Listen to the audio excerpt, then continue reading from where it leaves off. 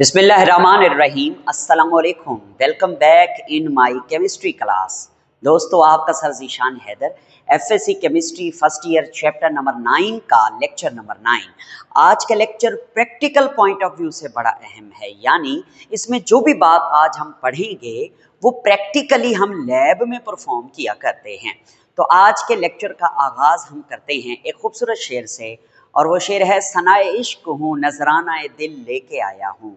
सनाए इश्क हूँ नजरानाए दिल लेके आया हूँ, यही एक चीज़ थी लाने के काबिल लेके आया हूँ। ज़हे जज्बो कशफ के होश भी बाकी नहीं मुझको, मुझे दिल लेके आया है या मैं दिल लेके आया हूँ। जी जनाब, शुरू करते हैं आज का लेसन। मैंने आज का लेसन लिखा है पहले ही, जैसे मैं लिखता रहता हूँ, क्योंकि बहुत सारी चीज़ें हैं जो हम एक ही लेक्चर में डिस्कस नहीं कर सकते, इसलिए लिखना बड़ा ज़रूरी होता है। तो चैप्टर नंबर 9 और लेक्चर नंबर 9, आज के लेक्चर की टाइटल हेडिंग है acid base indicator. Acid base indicator क्या होते हैं? ये लफ्ज़ नया नहीं है, आपने 10th क्लास में भी पढ़े हुए हैं, मगर आज बहुत कुछ ऐसा है जो आपने नहीं पढ़ा। इंडिकेटर होते क्या हैं? तो डेफिनेशन हमारी बुक में जो लिखी हुई है इंडिकेटर की, वो ये है कि एन इंडिकेटर, एक इंडिकेटर इज अ सब्सटेंस, एक ऐसा सब्सटेंस होता है दैट चेंजेस, जो बदल देता है कलर, टू मार्क, बताने के लिए, टाइट्रेशंस एंड पॉइंट, टाइट्रेशन का एंड पॉइंट बताने के लिए, मार्क करने के लिए, जो सब्सटेंस अपना कलर चेंज कर ले, हम उसको क्या कहते हैं? इंडिकेटर। इंडिकेटर का लफ्ज़ी मतलब भी यही है, इशारा देने वाला। ठीक हो गया? जी हाँ। अब सर जी, मसला ये है कि हमें टाइट्रेशन का पता नहीं है। जी हाँ, आपको पता नहीं है। आपको मैंने जो रिएक्शन काइनेटिक्स का चैप्टर है, उसमें जो केमिकल मेथड पढ़ाया था, वहाँ मैंने आपको टाइट्रेशन समझाई थी। आप भूल भाल गए, इसलिए मैं आपको दोबारा से टाइट्रेशन समझाऊंगा, फिर उसके बाद हम इंडिकेटर की तरफ आएंगे। तो टाइट्रेशन क्या है, मैंने उसकी डेफिनेशन भी लिखी है एहतियातन, वैसे ज़रूरत नहीं है। टाइट्रेशन क्या है? एक एनालिटिकल टेक्निक है that is used to measure molarity या कंसंट्रेशन। आपको पता है, हम कंसंट्रेशन का यूनिट क्या लिखते रहते हैं? मोल पर डीएम क्यूब, मोल पर डीएम क्यूब, और इसको आप मोलैरिटी भी बोलते हो। मोलैरिटी के डीएम क्यूब में कितने मोल डिसॉल्व हैं सोल्यूट के।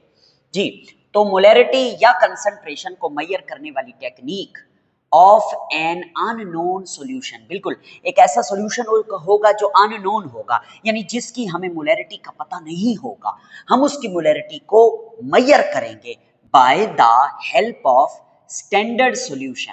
और स्टैंडर्ड सॉल्यूशन वो होगा जिसकी मोलैरिटी हमें पता होगी, नोन सॉल्यूशन। अगर ये आपको डेफिनेशन समझ नहीं आई, तो जब मैं ये पढ़ाऊंगा तो आपको एग्जैक्टली समझ आ जाएगी। ठीक है, तो आइए आगे चलते हैं। अब हम आपको समझाते हैं कि ये होता क्या है। देखें भाई, ये एक फ्लास्क है। इस फ्लास्क के अंदर ना हमने लिया हुआ है HCl का सॉल्यूशन। फर्ज करें HCl का सॉल्यूशन लिया हुआ है हाइड्रोक्लोरिक एसिड का। इसका वॉल्यूम हमको पता है पड़ा। फर्ज करो हमने इसका वॉल्यूम लिया हुआ है 10 ml। 10 ml सॉल्यूशन है किसका? HCl का। सॉल्यूशन का मतलब है इसमें पानी भी होगा और HCl भी होगा। ओके, हमें इसकी मोलैरिटी का पता नहीं है, एम मोलैरिटी हमें मालूम नहीं है। ठीक हो गया?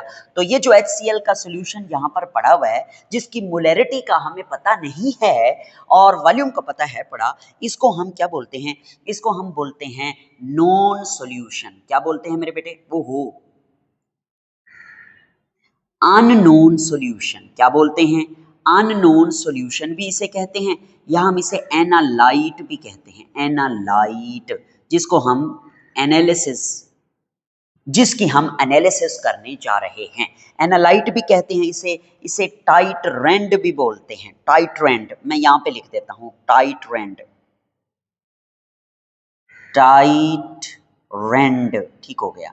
टाइट्रेंड भी इसे कहते हैं, इसको एनालाइट भी कहते हैं, इसे अननोन सॉल्यूशन भी कहते हैं। ठीक है, हमने करना क्या है? हमने इस सॉल्यूशन की जो है वो मोलैरिटी फाइंड आउट करनी है। उसके लिए हम इस्तेमाल करते हैं पहले पहले किसी न किसी इंडिकेटर का। मिसाल के तौर पर फिनाफ्थलीन एक इंडिकेटर है। आपको पहले भी मैंने बताया था कि फिनाफ्थलीन जो है ये एसिड में अगर होगा तो एसिडिक सॉल्यूशन में ये फिनाफ्थलीन का कोई भी रंग नहीं होता, नो कलर, या you can say that colourless, जो भी आप लिखना चाहें।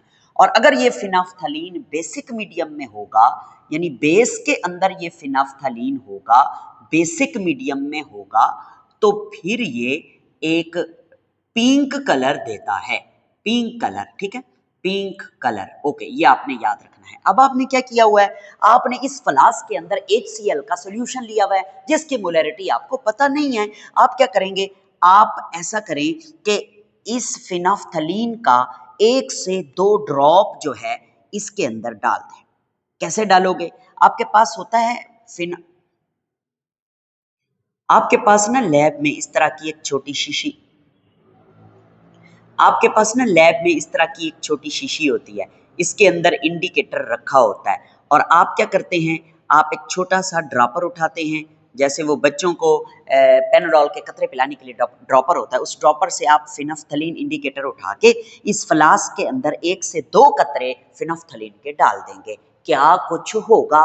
बिल्कुल कुछ नहीं होगा। क्यों? क्योंकि इसमें HCl है, हाइड्रोक्लोरिक एसिड है, और एसिडिक सॉल्यूशन में फिनाफ्थलीन का कोई भी रंग नहीं होता, तो फिनाफ्थलीन कोई कलर नहीं देगा। फिर आपने क्या करना है, ये जो आपको लंबा सा रॉड नजर आ रहा है शीशे का, इसका नाम होता है ब्यूरेट। मैं लिख देता हूं, इसका नाम होता है ब्यूरेट, और ब्यूरेट के अंदर आपने भरना होता है स्टैंडर्ड सॉल्यूशन, स्टैंडर्ड सॉल्यूशन, जैसे कि NaOH, sodium hydroxide, standard solution, ठीक है, स्टैंडर्ड सॉल्यूशन आप इसके अंदर फिल कर देते हैं। ओके सर जी। अच्छा सर जी, ये जो स्टैंडर्ड सॉल्यूशन है, आप इसको NaOH तो ले रहे हैं, इसको स्टैंडर्ड क्यों कह रहे हैं? क्योंकि इसकी मोलैरिटी हमें पता है, हम इसको नॉन सॉल्यूशन भी कहते हैं, और हम इसको क्या लिखा है, और हम इसको टाइटरेंट भी कहते हैं, टाइटरेंट, ठीक है।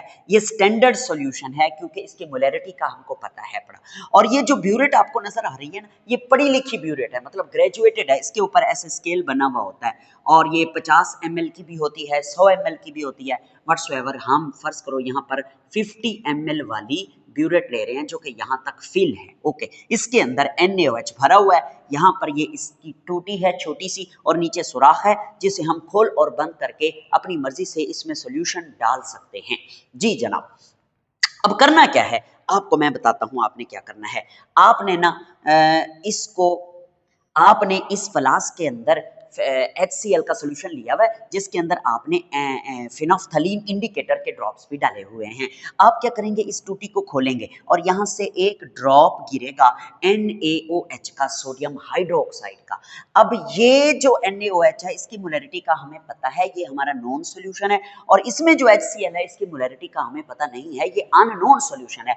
तो analytical technique used to measure molarity of unknown solution by the help of standard solution, ये स्टैंडर्ड सॉल्यूशन है जिसे हम नोन कह रहे हैं। अब आपको समझ आ गई डेफिनेशन। अब जैसे ही आप इसकी टूटी खोलेंगे, एक ड्रॉप यहां पर गिरेगा ना, जैसे ही ड्रॉप गिरेगा, पटक, एक पिंक कलर आएगा ऐसे इसके अंदर। फिर आपने इसको क्या करना है, इस फ्लास्क को हल्का सा शेक करना है। जैसे ही आप इस फ्लास्क को हल्का से शेक करोगे, वो पिंक कलर खत्म। क्यों, कहां गया, और आया क्यों पिंक कलर, पहले तो ये बताओ भाई। पिंक कलर इसलिए आया क्योंकि बेस गिरा है ना इसके अंदर, तो बेसिक सॉल्यूशन में फिनाफ्थलीन इंडिकेटर कौन सा कलर देता है, पिंक कलर। अच्छा सर ठीक है, वो तो आ गया, फिर आपने ऐसे शेक किया हल्का सा, वो पिंक कलर फौरन गायब हो गया। कहां चला गया, मैं बताता हूं। ये जो NaOH ऊपर से नीचे आया ना, वो इस सॉल्यूशन में मौजूद HCl के साथ रिएक्ट कर गया, और न्यूट्रलाइजेशन रिएक्शन से साल्ट और वाटर बन गए। वो कौन सा रिएक्शन होगा, जरा इधर लिख के देखते हैं।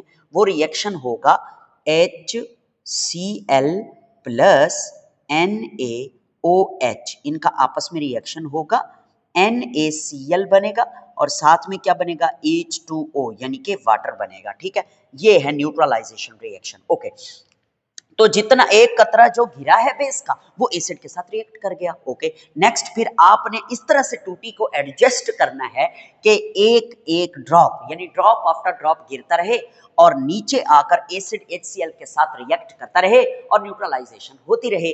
तो फिर एक और ड्रॉप आएगा, फिर पिंक कलर आएगा, फिर आप उसे हल्का सा शेक करोगे, पिंक कलर खत्म, क्योंकि वो NaOH HCl के साथ रिएक्ट कर जाएगा। ऐसे ही ड्रॉप आफ्टर ड्रॉप गिरते रहेंगे, आप हल्का हल्का शेक करते रहेंगे, करते रहेंगे, करते रहेंगे, करते रहेंगे। एक वक्त ऐसा आएगा कि एक आखिरी कतरा उसमें जो गिरेगा, उसके गिरने के बाद इस पूरे सॉल्यूशन का कलर पिंक हो जाएगा और अब वो कलर नहीं जाएगा, चाहे आप मर्जी जितना इसको शेक कर लें। सर जी क्यों, ऐसा क्या हुआ है? तो मैं बताता हूं। इधर से जितना NaOH आना था वो इधर आया, उसने उतने HCl के साथ रिएक्शन किया जितना HCl इधर था। ठीक हो गया। अब एक कतरा ऐसा यहां पर गिरा कि जिसकी वजह से इस सॉल्यूशन का रंग पिंक हो गया। वो जो कतरा गिरा है ना, उसने HCl के साथ रिएक्शन नहीं किया। क्यों नहीं किया? क्योंकि HCl खत्म हो गया है। हाँ, और वो जो आया है वो इधर ही है और उसने इस पूरे सॉल्यूशन को क्या कर दिया?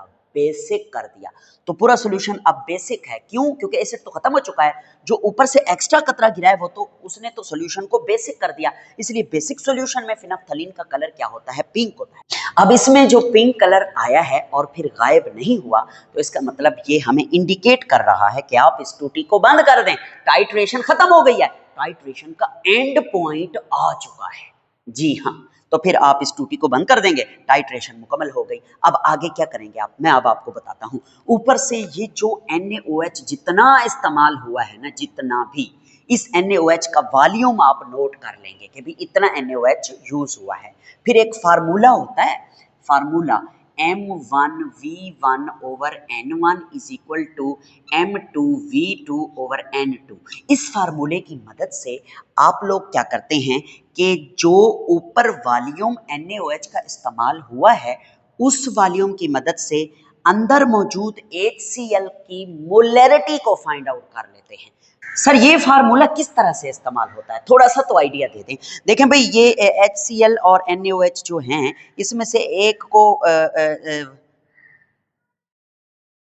ये जो HCl और NaOH हैं, इसमें से HCl को आप वन सॉल्यूशन कह लें और NaOH को दूसरा सॉल्यूशन कह लें। तो जो वन सॉल्यूशन है यहाँ पर HCl, उसके नंबर ऑफ मोल इस इक्वेशन के मुताबिक कितने हैं? 1, वो यहाँ पुट कर दो। और इसका वॉल्यूम कितना आपने लिया शुरू में? 10 ml, उसको यहाँ पुट कर दो। और इसकी मोलैरिटी कितना है, यही तो हमने मालूम करनी है, इसको आपने मालूम करना है। ओके, फिर आप राइट साइड पे आ जाओ। M2 क्या है? Molarity of this standard solution, वो आपको पहले से पता होती है। V2 क्या है? वॉल्यूम ऑफ स्टैंडर्ड सॉल्यूशन, वो यहाँ पर जो वॉल्यूम इस्तेमाल हुआ है, जितना ये कम हुआ इस एसिड को न्यूट्रलाइज करने के लिए, इसका वॉल्यूम यहाँ पर पुट करते हैं V2 की जगह। और number of mole of NaOH वो इस इक्वेशन से हमें मिल जाते हैं, वो भी 1 मोल हैं, वो यहाँ पे पुट करते हैं। ऊपर नीचे करके M1 की वैल्यू निकाल लेते हैं। That is the molarity of unknown solution. इस तरीके से ये टाइट्रेशन परफॉर्म कराई जाती है। अब मेरे बेटे, इस पूरी टाइट्रेशन में दो चीजें ऐसी हैं जो आपने याद रखनी है। पहली चीज क्या है? इक्विवेलेंस पॉइंट किसे कहते हैं, मैं बताता हूं। इक्विवेलेंस पॉइंट पता है, वो होता है जिसमें इक्विवेलेंस पॉइंट एक ऐसा पॉइंट है जिस पर इस सॉल्यूशन में मौजूद जितना भी HCl है, उसको न्यूट्रलाइज करने के लिए उतना NaOH आ जाए, फिर वो दोनों आपस में रिएक्ट करें और NaCl और H2O बना दे, यानी कंप्लीट न्यूट्रलाइजेशन हो जाए। उस पॉइंट को बोलते हैं इक्विवेलेंस पॉइंट। तो मैंने यहां पर लिखा हुआ भी है कि the point eight which amount of titrant, ये ऊपर वाला है, ये टाइट्रेंट है, ये मैंने यहां पे लिखा था, एडेड इज जस्ट इनफ, इतना काफी हो, to neutralise the analyte. This is the analyte. इस एनालाइट को न्यूट्रलाइज करने के लिए ऊपर में से उतना NaOH अंदर आ चुका हो जितना उसको न्यूट्रलाइज करने के लिए काफी हो, उससे ज्यादा नहीं, उतना। तो उस वक्त, तो उस पॉइंट को जब उतना NaOH यहां आ चुका होगा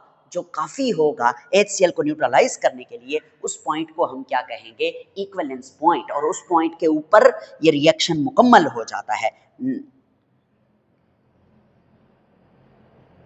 तो अब आगे क्या बताया है उसने इक्विवेलेंट पॉइंट के बारे में? इक्विवेलेंस पॉइंट के आगे क्या बताया है उसने इक्विवेलेंस पॉइंट के बारे में? उसने कहा है कि थ्योरेटिकल पॉइंट है ये, वेयर जब एसिड की कंसंट्रेशन बेस की कंसंट्रेशन के बराबर हो जाए, ये थ्योरेटिकल पॉइंट है। इट कैन बी कैलकुलेटेड, हम इसको कैलकुलेट कर सकते हैं। नॉट सीन, हम इसको देख नहीं सकते कि इक्विवेलेंस हो गई है या नहीं। यानी इक्विवेलेंस। तो अगर हम इसे देख नहीं सकते तो फिर ये माइक्रोस्कोपिक इवेंट होगा, है ना, बिल्कुल माइक्रोस्कोपिक चेंज है। ओके, अब उसके बाद है एंड पॉइंट। एंड पॉइंट क्या होता है मैं बताता हूं। ऐसा पॉइंट जिस पर कलर देता है इंडिकेटर अपना, वो कब देता है, जब ये इक्विवेलेंस हो जाएगी, मतलब HCl और NaOH मुकम्मल तौर पर रिएक्ट कर जाएंगे और ऊपर से एक्स्ट्रा बेस यहां पर गिरेगा तो कलर आएगा और वो कलर खत्म नहीं होगा, तो उस पॉइंट को एंड पॉइंट कहते हैं। उसी वक्त आपने ये टूटी बांध करनी होती है।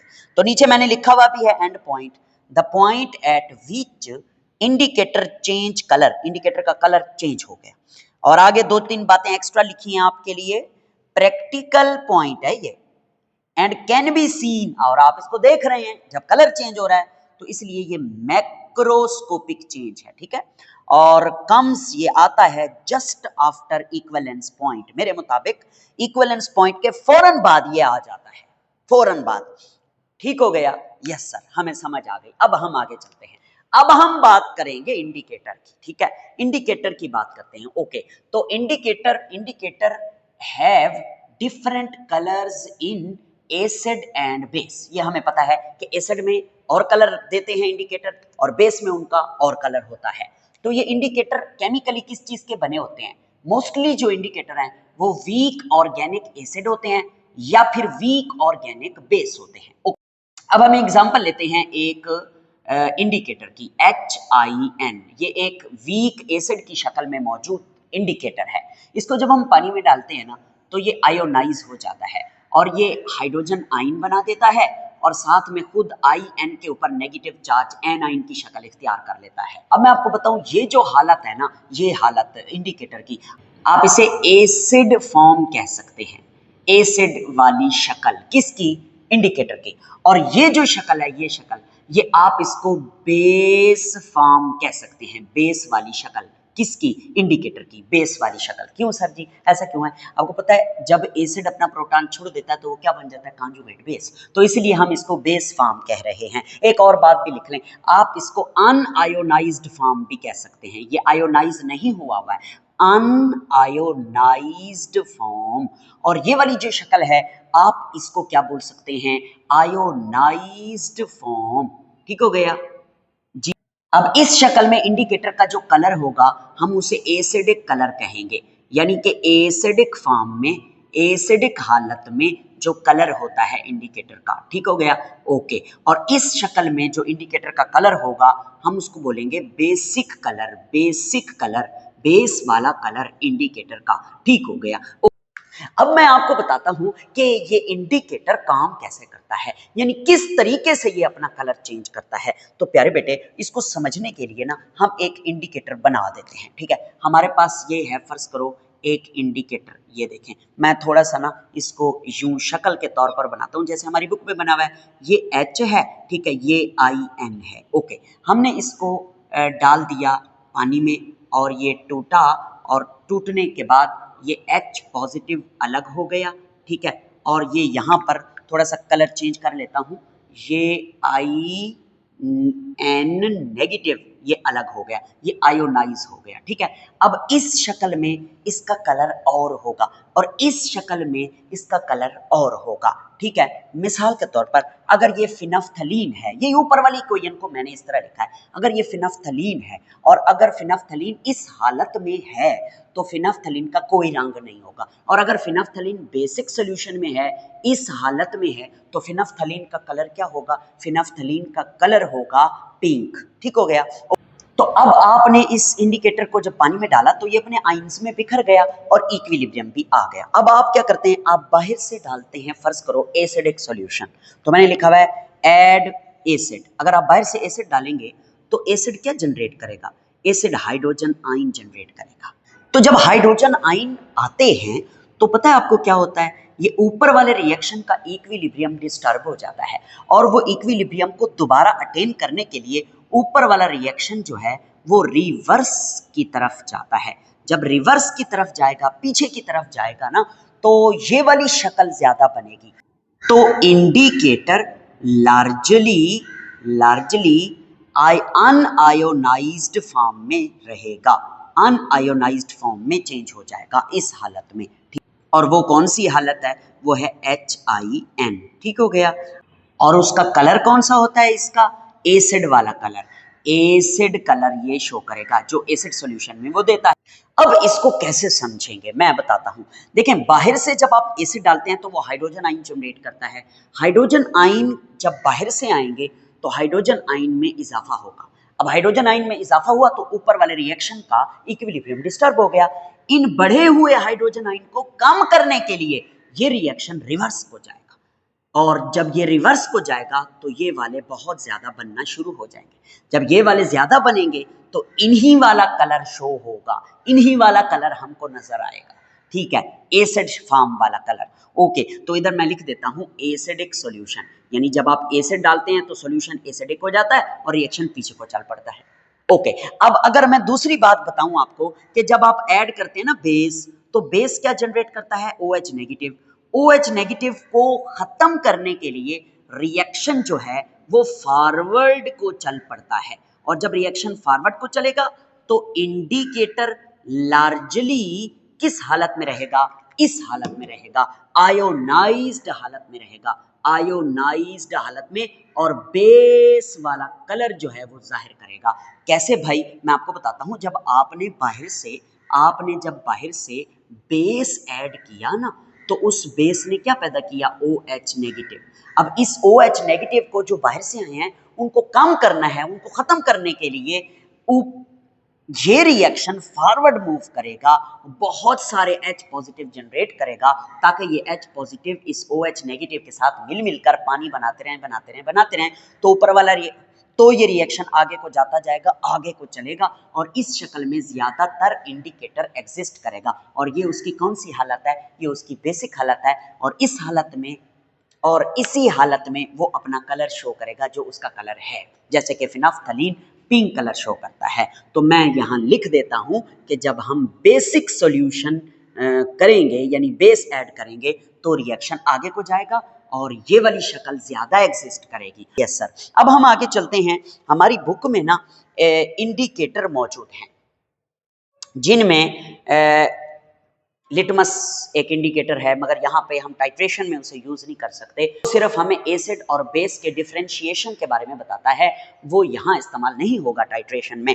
तो मैंने ये टेबल बनाया है आपको समझाने के लिए। देखें भाई, इंडिकेटर जो है ना वो यहाँ पे लिखे हुए हैं। मिथाइल ऑरेंज एक इंडिकेटर है, फिनाफ्थलीन एक इंडिकेटर है, और मिथाइल रेड एक इंडिकेटर है, ठीक है। और ये उनके कलर हैं, यानी एसिडिक कलर और बेस कलर। तो मिथाइल ऑरेंज जो है वो एसिडिक सॉल्यूशन में रेड कलर देता है और बेसिक सॉल्यूशन में येलो देता है। आपकी बुक में यहाँ ऑरेंज लिखा हुआ है, जो कि गलत है। ओके, फिनाफ्थलीन जो है वो एसिडिक सॉल्यूशन में कलरलेस है और बेसिक सॉल्यूशन में वो पिंक कलर देता है, ठीक है। और मिथाइल रेड जो है वो एसिडिक सॉल्यूशन में रेड कलर देता है और बेसिक सॉल्यूशन में येलो। यानी मिथाइल ऑरेंज और मिथाइल रेड दोनों के जो कलर हैं वो एसिड और बेस में सेम हैं। ओके, अब आगे चलते हैं। पीएच रेंज, ये क्या बला है। मिथाइल ऑरेंज की जो पीएच रेंज है वो 3.2 से 4.5 है, और इसी तरह बाकियों की भी लिखी हुई है। तो इसका मतलब तो समझाओ सर जी। ये मिथाइल ऑरेंज एक इंडिकेटर है, ठीक है। अगर सॉल्यूशन की पीएच 3.2 से बिलो होगी तो ये रेड कलर शो करता रहेगा, और अगर सॉल्यूशन की पीएच 4.5 से अबव होगी तो ये येलो कलर शो करेगा, और अगर पीएच 3.2 से लेकर 4.5 इनके दरमियान में रहेगी तो फिर कलर ना तो रेड होगा ना येलो, इनके बिटवीन होगा, और इनके बिटवीन होता है ऑरेंज कलर। अगर ये बात आप समझना चाहते हैं तो आप अपनी टेक्स्ट बुक के पेज नंबर 202 पे देखें, जिसमें उसने हमें दिखाया हुआ है कि मिथाइल ऑरेंज का जो कलर है ना वो पहले रेड है, और 3.2 आप गौर से देखेंगे बुक पे, 3.2 के बाद वो ऑरेंज शुरू हो गया, 3.2 पर आया और ऑरेंज होना शुरू हो गया, तो फिर ऑरेंज से फिर येलो की तरफ, और जैसे ही वो 4.5 क्रॉस करता है मुकम्मल तौर पर उसका कलर जो है वो येलो हो जाता है। सेम इसी तरह से नीचे फिनाफ्थलीन है। फिनाफ्थलीन की पीएच रेंज है 8.2 और 10। 8.2 से पहले फिनाफ्थलीन का कोई रंग ही नहीं होगा, 8.2 पर उसका कलर चेंज होना शुरू होगा और 10 तक चेंज होता रहेगा, और 10 पहुंचा उसके फौरन बाद जो है ना वो कलर उसका पिंक हो जाएगा। तो यहां पर यही दिखाया गया है। ओके हो गया। अब आगे चलते हैं। सेम इसी तरह आपकी बुक में, टेबल में तो नहीं, सिर्फ वर्डिंग में उन्होंने मिथाइल रेड के बारे में भी लिखा हुआ है कि ये एसिड में रेड कलर देता है और बेस में येलो, और इसकी पीएच रेंज 4.4 टू 6.2 है। ओके, अब हम आगे चलते हैं। नेक्स्ट है सिलेक्टिंग अ सूटेबल इंडिकेटर। आपने जो सूटेबल इंडिकेटर सिलेक्ट करना है उसकी क्या पहचान है? दो रूल्स हैं, दो क्राइटेरिया हैं। पहला क्राइटेरिया क्या है कि the end point of indicator should be close to the equivalence point, यानी जो भी आप इंडिकेटर ले रहे हैं उसका जो एंड पॉइंट है वो इक्विवेलेंस पॉइंट के करीब हो। आपको पता है पहले इक्विवेलेंस आती है, उसके फौरन बाद जो है ना कलर चेंज हो जाता है, जिसे हम एंड पॉइंट कहते हैं। तो एंड पॉइंट और इक्विवेलेंस ज्यादा दूर नहीं होने चाहिए, ऐसा आपने इंडिकेटर लेना है। ठीक हो गया। अब आगे चलते हैं। द कलर चेंज, जो पीएच का कलर चेंज है, should be sharp and clear. उसका कलर शार्प चेंज हो, मतलब वाजे हमें नजर आए, हम उसे देख सकें, ताकि हमें पता चले कि अब टाइट्रेशन कंप्लीट हो चुकी है, अब हमने इसको रोक देना है। ठीक है, ये दो क्राइटेरिया। ओके, उसके बाद एक और छोटी सी डेफिनेशन है पीएच रेंज या इंडिकेटर रेंज। वो ये है, ये जो मैंने आपको एग्जांपल्स दी हैं, तो यही लिखा हुआ है कि each indicator changes colour over a defined range of pH known as pH range या इंडिकेटर रेंज। ठीक है, ये इंडिकेटर रेंज है और इसके बारे में उसने लिखा हुआ है 2 यूनिट ऑफ पीएच। इसमें पीएच के 2 यूनिट यूज हो रहे हैं, एक है 3.2 और दूसरा है 4.5, एक है 8.2 और दूसरा है 10, ये दो यूनिट यूज हो रहे हैं। नेक्स्ट, अब हम चलते हैं आज के लेक्चर के सबसे अहम पॉइंट के ऊपर। मैं आपको एंड पे बताता हूं कि ये सवाल पेपर में किस तरह से आएंगे। एंड पॉइंट है टाइट्रेशन कर्व और पीएच कर्व। ये टाइट्रेशन कर्व क्या है? देखिए, कर्व कहते हैं ग्राफ को, एक ऐसा ग्राफ जो पीएच ऑफ सॉल्यूशन और जो बाहर से आप वो टाइट्रेंट डाल रहे हैं ब्यूरेट से, उनके दरमियान जो एक ग्राफ बनाया जाएगा उसे पीएच कर्व कहते हैं। मैंने डेफिनेशन आपके सामने लिखी हुई है।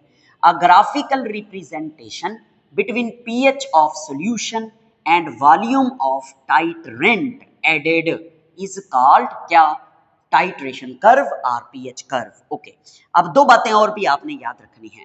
टाइट्रेशन कर्व शोज, जाहिर करती है, the change in pH, pH के चेंज को जाहिर करती है, ऑफ एन एसिडिक और basic solution when a basic और acidic solution added to it. इसको समझना, हमारे पास है फर्ज करो एसिडिक सॉल्यूशन, हम बाहर से उसमें बेसिक सॉल्यूशन ऐड कर रहे हैं तो जाहिर है पीएच में चेंज आएगा।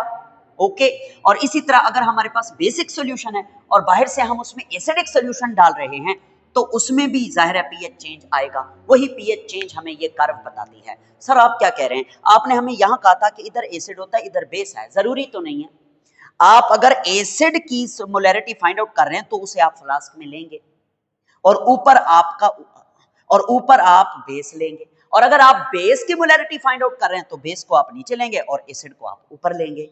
जी हाँ, तो कोई भी लिया जा सकता है। नेक्स्ट आगे चलें।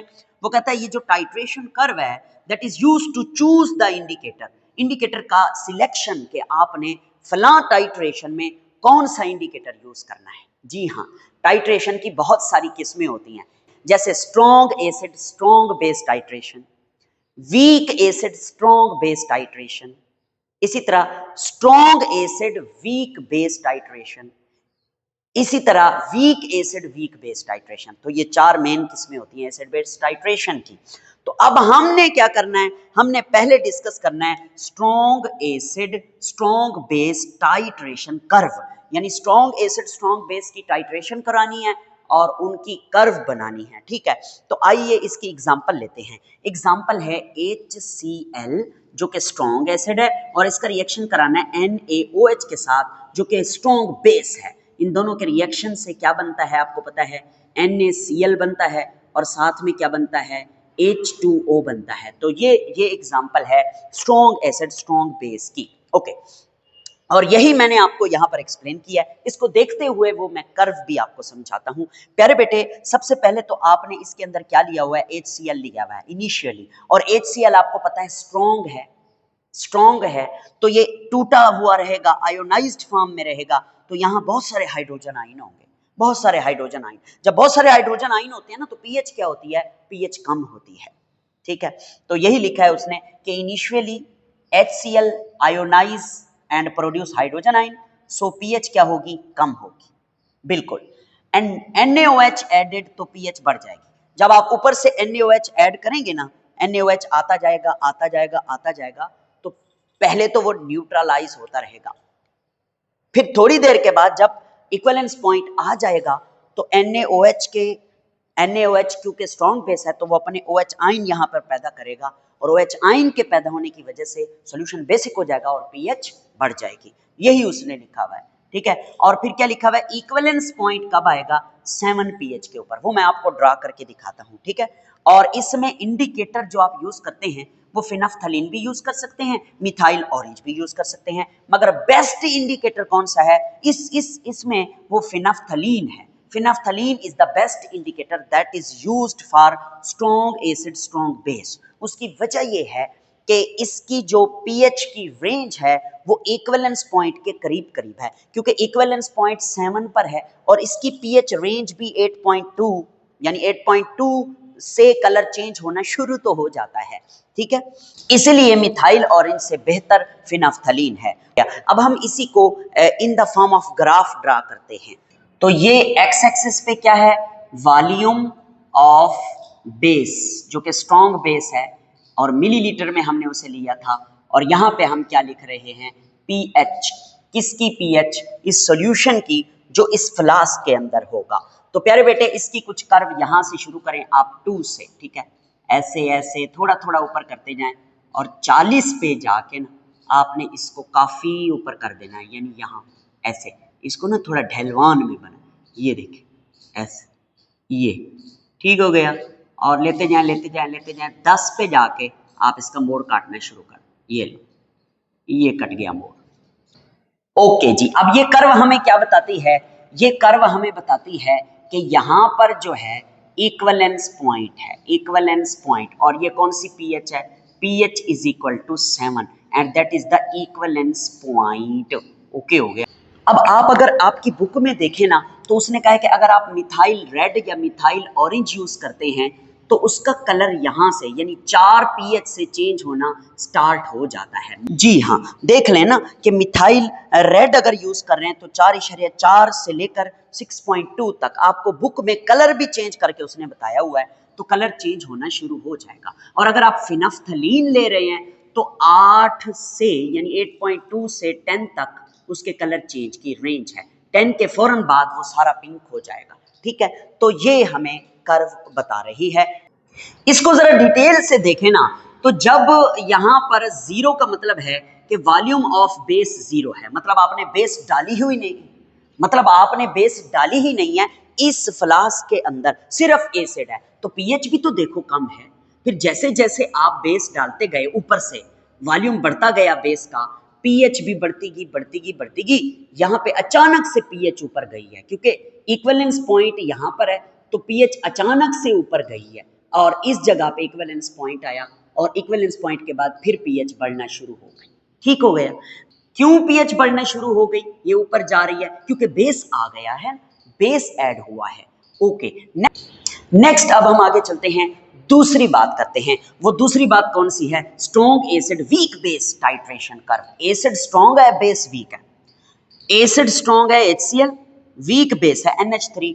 ये जब आयोनाइज होता है तो हाइड्रोजन अपना इसको देता है, ये बन जाता है NH4 अमोनियम आयन, और ये खुद क्या बन जाएगा, Cl नेगेटिव।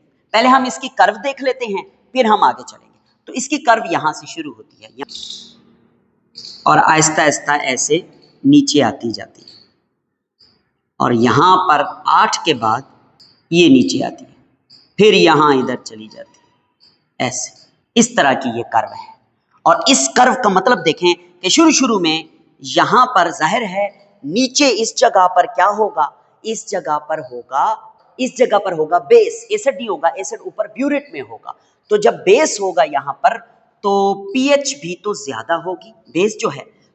कुछ चीजें हैं जो नीचे मैंने लिखी हैं, फिर मैं इधर ऊपर डिस्क्राइब करूंगा।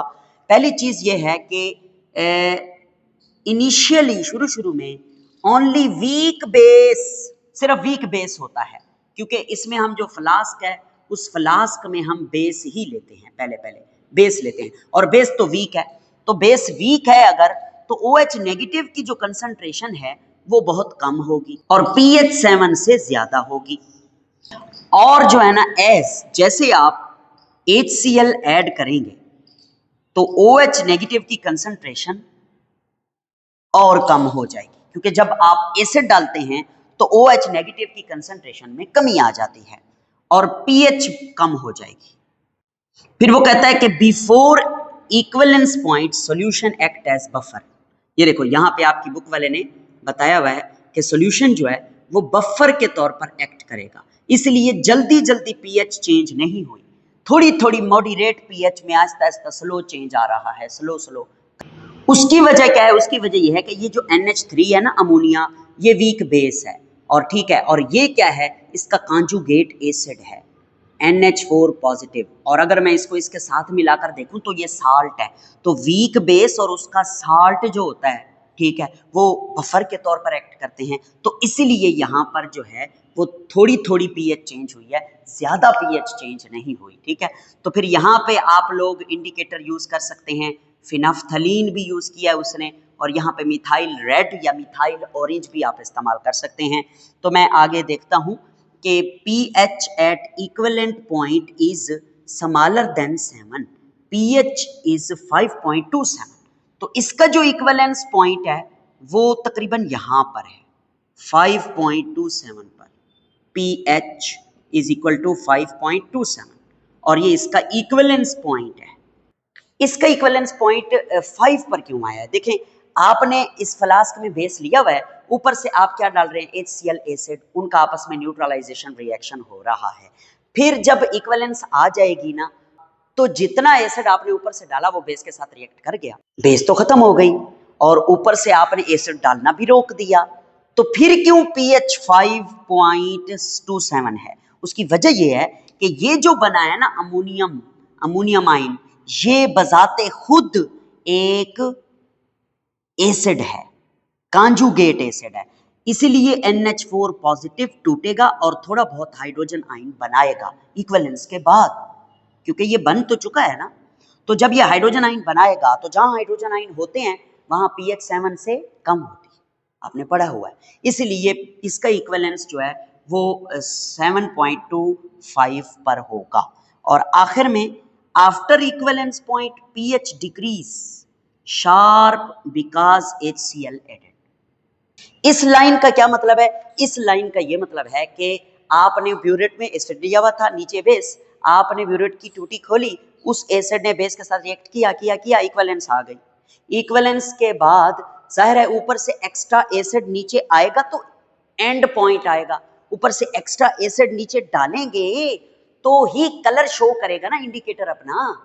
जी हाँ, तो वो जो एक्स्ट्रा एसिड होगा HCl, वो स्ट्रॉन्ग एसिड है, उस स्ट्रॉन्ग एसिड की वजह से यहाँ पर फिर अचानक से pH में डिक्रीज आया है, यानी इक्विवेलेंस पॉइंट से नीचे pH फौरन नीचे हुई है। क्यों नीचे हुई है? इसलिए नीचे हुई है क्योंकि स्ट्रॉन्ग एसिड आपने डाला है, वो अपने आप को आयोनाइज करेगा, बहुत सारे हाइड्रोजन आइन आ जाएंगे, इसलिए नीचे आ गई, अचानक से शार्प नीचे आई है pH, क्योंकि स्ट्रॉन्ग एसिड है। और आखिरी लाइन क्या है? बेस्ट इंडिकेटर क्या है? Methyl orange. इसके लिए आप जो बेस्ट इंडिकेटर यूज करेंगे वो मिथाइल ऑरेंज है। तो एक मैं आपको शॉर्ट ट्रिक बताता हूं कि कहां कौन सा इंडिकेटर इस्तेमाल होगा। याद रखें, अगर तो स्ट्रॉन्ग एसिड आप यूज कर रहे हैं, स्ट्रॉन्ग एसिड यूज कर रहे हैं, ठीक है, तो आप मिथाइल ऑरेंज यूज किया करें, मिथाइल ऑरेंज का इस्तेमाल करेंगे। और अगर आप लोग यूज कर रहे हैं ना स्ट्रॉन्ग बेस, अगर आप यूज कर रहे हैं स्ट्रॉन्ग बेस, तो फिर आप फिनाफ्थलीन यूज किया करें। उसकी वजह यह है कि फिनाफ्थलीन जो है ना वो बेसिक मीडियम में ज्यादा रहता है, उसकी pH की रेंज देखो कहाँ है, 8.2 से 10 है। तो इसलिए जब स्ट्रॉन्ग बेस आप यूज करेंगे तो आपको फिनाफ्थलीन का इस्तेमाल करना है। और मिथाइल ऑरेंज जब स्ट्रॉन्ग एसिड लेंगे, क्यों? क्योंकि मिथाइल ऑरेंज की रेंज देखो वो एसिडिक वाली लाइन में फॉल कर रही है, 3.2 से 4.5, ठीक है। ये आपकी बुक में नहीं लिखा हुआ, मैंने आपको शॉर्टकट में बताया है। हाँ, आपकी बुक में ये टेबल में ये लिखा हुआ है, कुछ चीजें लिखी हुई हैं, कुछ मैंने इजाफी कर दी हैं कि ये methyl orange strong acid strong base में बिल्कुल यूज हो जाएगा। और दूसरे केस में स्ट्रॉन्ग एसिड वीक बेस में भी ये यूज हो जाएगा। इन दोनों टाइट्रेशन की टाइप्स में एसिड स्ट्रॉन्ग है, इसलिए मिथाइल ऑरेंज यूज कर रहे हैं। नीचे देखें फिनाफ्थलीन में स्ट्रॉन्ग एसिड स्ट्रॉन्ग बेस, ठीक है, बेस तो स्ट्रॉन्ग है ना, क्योंकि हमने फिनाफ्थलीन को बेस के लिए देखा हुआ है। और वीक एसिड कोई मसला नहीं, स्ट्रॉन्ग बेस स्ट्रॉन्ग होना चाहिए।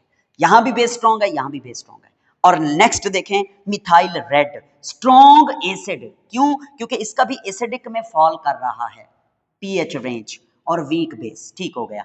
तो आपकी बुक में क्विक चेक है, वो मैं आपको बता देता हूं। क्विक चेक 9.6 पहला पॉइंट है differentiate between and point and equivalence point, वो मैंने यहां पे आपको बता दिया है। दूसरा है explain how an indicator change its colour in acidic and basic solution. ये पेज नंबर 201 के ऊपर ये पहला एसिड बेस इंडिकेटर के टॉपिक में ये इस नीचे वाली डायग्राम के ऊपर वाला पैराग्राफ ये लिख देना, इसका आंसर हो जाएगा। नेक्स्ट देखें suggest a suitable indicator for weak acid and strong base. Base क्या है? स्ट्रॉन्ग है, मैंने बताया कौन सा? फिनाफ्थलीन। नेक्स्ट देखें suggest a suitable indicator for weak acid and weak base. तो वीक एसिड वीक बेस, ये देखो एसिड भी वीक है बेस भी वीक है, तो इसमें आप एक इंडिकेटर यूज नहीं कर सकते, तो इसमें आप कोई खास इंडिकेटर यूज नहीं कर सकते। क्यों? क्योंकि वीक एसिड और वीक बेस में दोनों वीक हैं, एसिड भी वीक है बेस भी वीक है, तो थोड़ा थोड़ा आयोनाइज होंगे तो शार्प कलर चेंज नहीं आएगा इंडिकेटर का। इसलिए इस किस्म की टाइट्रेशन में आप पीएच मीटर या कोई और चीज़ इस्तेमाल करते हैं, इंस्ट्रूमेंटल चीज़। तो ये था हमारा आज का लेसन, आप इसको देखिए। हाँ, इसमें से सवाल कैसे आएंगे? इसमें से इंडिकेटर की डेफिनेशन आएगी और उसकी एग्जाम्पल पूछेगा और आपसे पूछेगा हाउ इंडिकेटर वर्क, वो भी मैंने आपको बता दिया। और उसके बाद आपसे पूछेगा इक्विवेलेंस पॉइंट और एंड पॉइंट में क्या फ़र्क है। उसके बाद आप कौन सी सिलेक्टिंग क्राइटेरिया है इंडिकेटर का, वो 2 हैं, ये भी शॉर्ट आएगा। पीएच रेंज भी शॉर्ट आएगी, टाइट्रेशन कर्व शॉर्ट में नहीं आएंगी, ये लॉन्ग क्वेश्चन में पूछी जाएंगी। आप जो है इसका स्क्रीनशॉट ले लीजिए।